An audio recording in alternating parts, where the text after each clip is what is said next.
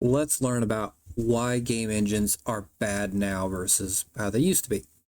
Let's remember the last time video games made crazy progress in graphics. It wasn't that long ago. A damn 21 years ago. I don't know how many of you played the first Far Cry, but when I played it for the first time, it just blew my mind. It was the most beautiful game of its time.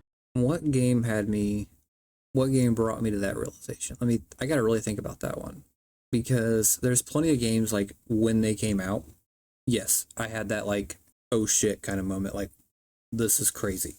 I think for me, the first game that really did that was probably Final Fantasy X. And then after that, I think it was Killzone 2. Or no, it would have been Metal Gear Solid 4. Yeah. So like I've had those moments where it's like, there were huge leaps as far as technology.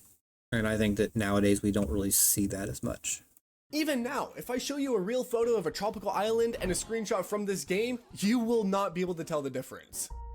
All right, that's some serious, like, that's a bit of a stretch. That's all I'm gonna say. Like, come on. But the most amazing thing was that the first Far Cry was actually the first game created on the Crytek engine. In other words, it was essentially just a test project, a trial run of a new engine by developers, the capabilities and features of which were still unknown. And yet, this engine was still able to produce a game that set a new graphical standard for shooters for years to come. But can we see something similar when it comes to... I think that it set a standard for shooters, but I think one of the games that really set the standard for shooters was obviously Halo. Halo was a huge milestone for FPSs. And I think that as far as like overall like gameplay and playability and enjoyment in shooters, Halo set that standard. Now when it comes to things like graphical fidelity, I think that obviously Crysis kind of like set that standard for like what shooters can look like, and like really raise the bar as far as like what games can look like. Modern engines? Unreal Engine has been around for many years. A lot of projects have been made on it, but developers still can't master it. No. They can master it. They just choose workarounds that are lazy. They would rather rely on DLSS, upscaling, frame generation, all this other stuff instead of actual optimization. Because why do the extra work when you can just half-ass it and still ship it for the same price and people will buy it? That's the real kicker. 5 years after the release of this engine, we still get unoptimized games that don't work well even on top-of-the-line PCs. Have developers really not learned how to create games on Unreal Engine 5 after all these years? They know. Is this a problem with all the modern engines and technologies? Why has the technical state of games deteriorated, and why are we not seeing any graphical revolutions? Laziness. It's pure laziness. It's all there is to it. There's even like basic gameplay mechanics that a lot of these developers don't even use anymore because they don't want to take the time to actually like polish their games anymore. It's all around like short-term investments and short-term profits. Companies want their profits right now. That's all it boils down to. Pure and simple. And most importantly, why were developers able to do 15 years ago what modern developers are unable to do? Again, the answer is obvious. Dr. Freeman, I presume. On November 19th, 2004, when Half-Life 2 was released on Steam, the server simply couldn't handle it. Hundreds of thousands of people tried to activate their copies at the same time. For Valve, this was not just a game release, but a test of an entire technical chain, which ended with the sale of the game through digital. Now I want to point out, this game came out in 2004. We see games now that don't look or run anywhere close to this good. I can think of way too many games that are just garbage compared to this. Because Half-Life 2, I think that was probably like one of the last big, like, oh shit, look how much better this is. Like, look how much better it looks. Look much better it runs. It's just a great game in general, and too many developers are just looking to make that quick buck.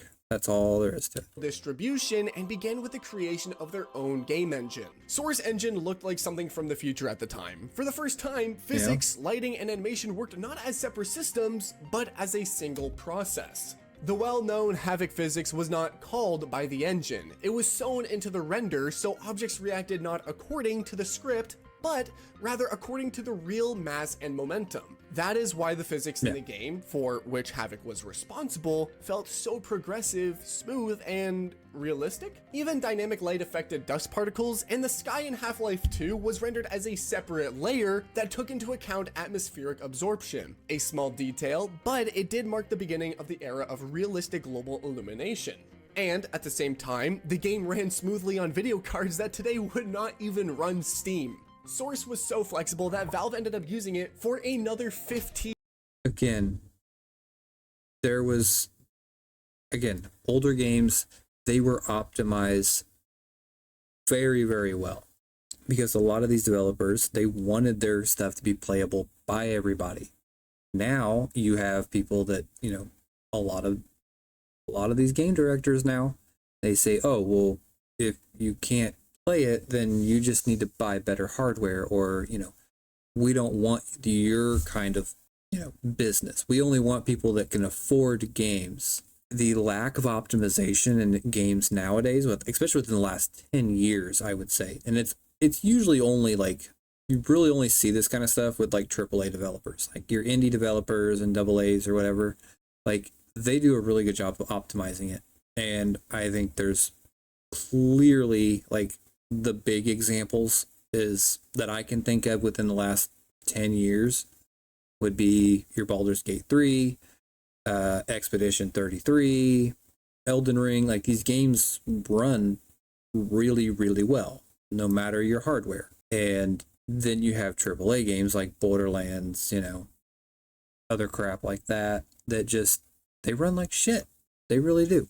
And there's no optimization involved at all. They don't give a shit. Do not give a shit. Years. They used it to build Portal, Left 4 Dead, CSGO, and even Half-Life 3. The engine survived an entire era, simply because its architecture was originally designed for scaling and technical development. By the way, I'm mad that they have never brought back Left 4 Dead. Great fucking game. They need to make another one. Element of video games, not just marketing. A few years after the release of Half-Life 2, Crytek tried to repeat the explosive effect they got from the first Far Cry. At that time, the team developed their own engine just for demonstration purposes. CryEngine 1 was supposed to show that an open environment could look like a rendered level, but the result exceeded the goal. People bought the game not just for the plot or gameplay, but to test whether their PC could handle it, and because of the bright screenshots of a tropical island on the back of the disc box. After that, Crytek completely rewrote the engine, and in 2007, Crysis was released on CryEngine 2. This engine was the first to combine an automatic LOD system with streaming objects and textures, which allowed the engine to switch detail levels on its own without scripts. In simple terms, the same object in the game had several versions: a high polygon version for close distances and a simplified version for far distances. In Crysis, this process worked automatically for the first time. The engine calculated the distance to each object in the frame and replaced it with a model of the appropriate complexity in real time. This meant that the player could see tens of thousands of objects, trees, rocks, buildings, while maintaining a stable FPS. And yes, if it weren't for this system, Crysis would not have run on any of the top PCs of the time, as graphically advanced as this game was for its time. Again, you can make something that looks very, very good, but still run on lower end hardware. It can be done. The problem is that most developers don't want to put in the time. They don't want to put in the time and the resources. They would rather, outsource that to some kind of AI program, DLSS, upscaling, frame generation, that kind of thing, because they would rather find shortcuts or real optimization rather than doing the optimization. CryEngine made it possible. At the same time, it had dynamic texture streaming, which freed up memory in real time as the player moved around the map. For 2007, this was unthinkable. So Crytek essentially implemented manual load management. Yeah, obviously Crysis was way ahead of its time, on many, many aspects. And I think that's what made it such a good game, is because of that. And again, it's one of those games that everybody still says, can it run Crysis, that kind of thing. But at the same time, you gotta hand it to them. Like, what they did was phenomenal. You don't see games that do this anymore. You don't see games that push the boundaries or say, wow, this game is really ahead of its time. We don't see that anymore. And it's kind of a shame. Which allowed the game to remain playable. Well, almost. Water in this game also looks phenomenal. Meanwhile, Rockstar was working to prove the opposite, that an open world could be compact and stable rather than cumbersome. The renderware engine used in GTA 3, Vice City, and San Andreas was an invisible revolution. In it, the city was divided into hundreds of 64 by 64 meter sectors, and the engine only loaded those that were in the camera's field of view. That's why the player could drive through the entire city without a loading screen on 32 megabytes of RAM. For the PS2, it was almost magic. The same principle. Again, there are ways that, they could make games to make things work without having to, make it a 500 gigabyte file or whatever. There are little things like that. Even like there are plenty of games that use the fog effect. So like Silent Hill, great example. Silent Hill used the fog effect so that way it didn't have to render anything super far away. And since it didn't have to, it only rendered anything that was within close proximity of you. And so that's how it was able to run so well and do its job. There are ways that are, gimmicks that you wouldn't think are there for optimization reasons, but it doesn't make it obvious to the player because, it's just part of the experience. And that's what a lot of developers don't do anymore, especially with AAA. They don't want to take the time to get creative with stuff like this. They just want to say, oh, well, we can just have an AI program do all the work for us. And there's then lies the problem. Was adopted by Ubisoft and Bethesda, and it was with renderware that the era of the seamless world began. By the way, this engine was super versatile. It worked well on dozens of platforms and several generations. And the games created on it are still a pleasant memory of a warm childhood for most people. These engines were not better than modern ones in the general sense. They simply worked according to a clear technical task and allowed games not only to function normally, but also to develop both technically and in terms of gameplay.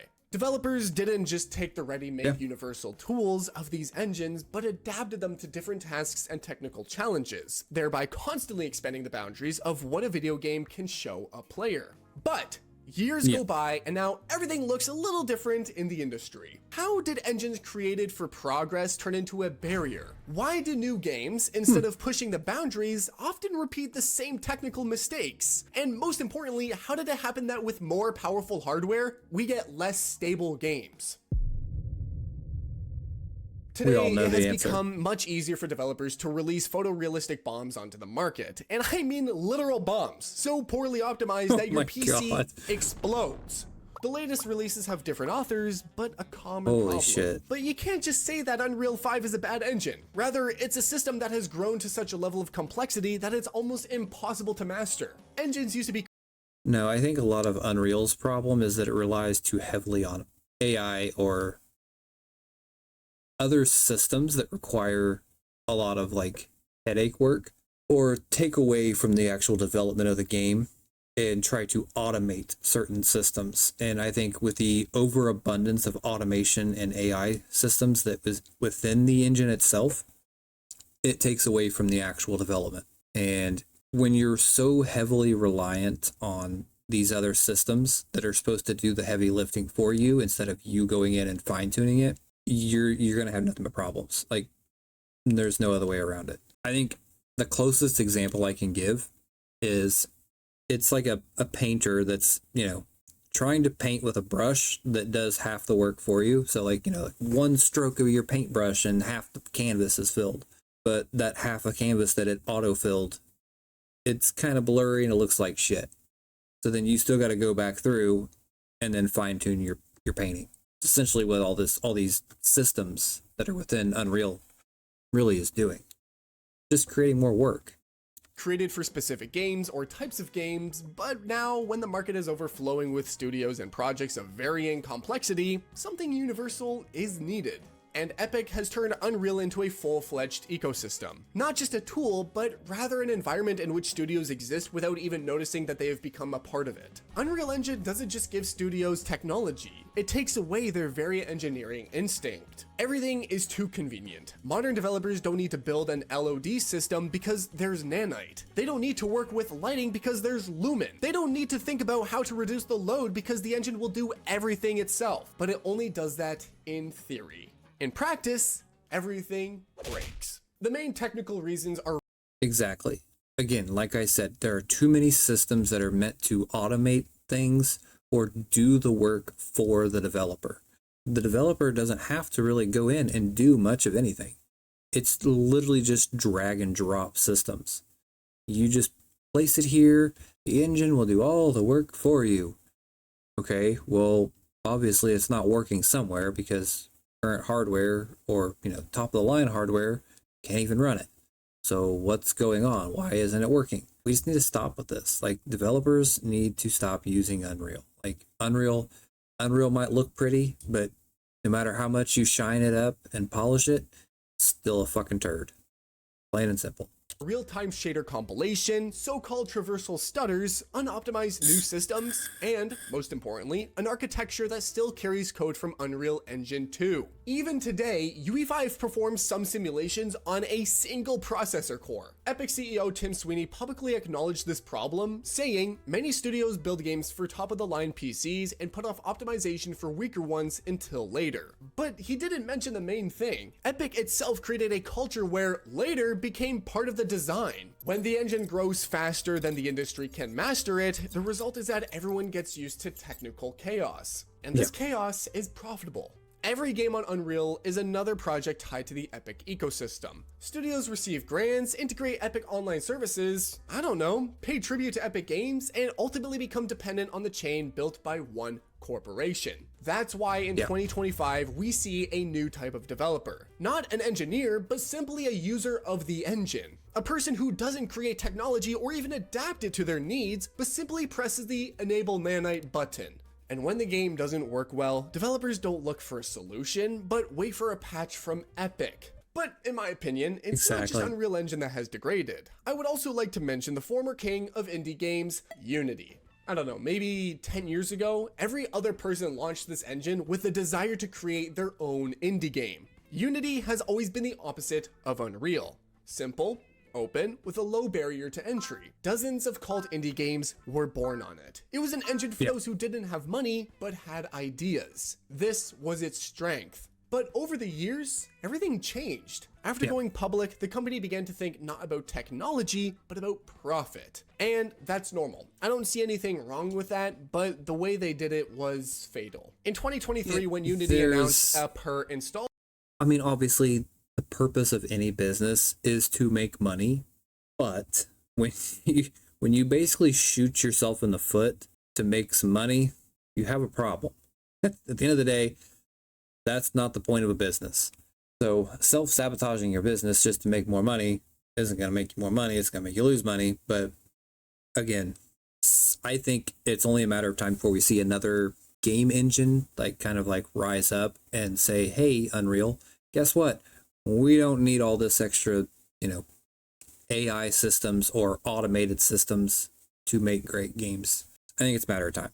Fee, developers had to pay for each installation, even for free games. For indie developers, this was a disaster. The reaction was immediate. Hundreds of studios openly declared that they were switching to other engines. It was the moment when, for the first time in many years, the industry realized that an engine is not just software, but a tool of control. Unity has long since canceled its rule that you have to pay for each installation, but everyone is already indifferent to this engine.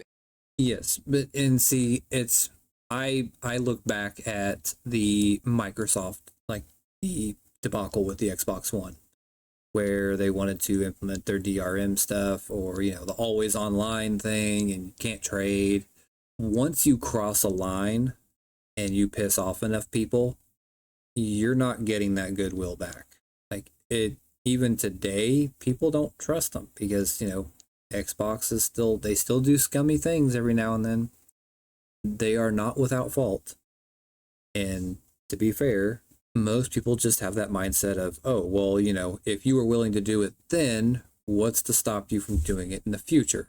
And that's, I think, where a lot of people look at it and say, well, I'm not going to trust that.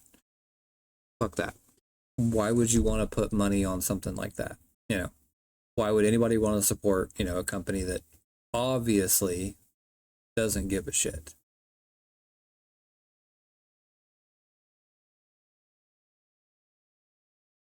Anyway, after all, Unity and Unreal are not competitors. They are two different manifestations of the same problem. We can see how this universality and monopoly negatively affect the entire gaming industry, but now we can see that there is another way, one that developers used 10 to 15 years ago. DICE stayed with Frostbite, and Battlefield 6 showed that a proprietary engine tailored to a specific goal can produce beautiful graphics with large-scale destruction of the entire map while delivering incredible optimization. The game literally runs at 60 FPS on a 10-year-old graphics card.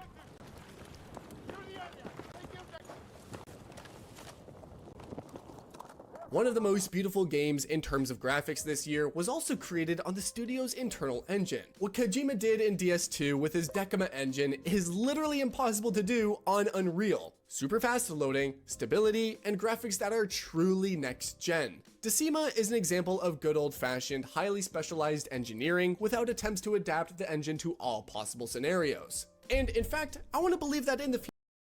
Yes, I think that you're, again, like I said, Unreal is going to get replaced by, you know, these single-use proprietary engines that, you know, only serve one purpose, and that's the purpose of, you know, what it is it needs to do, instead of trying to be this broad spectrum of, you know, being able to encompass every single aspect of game design.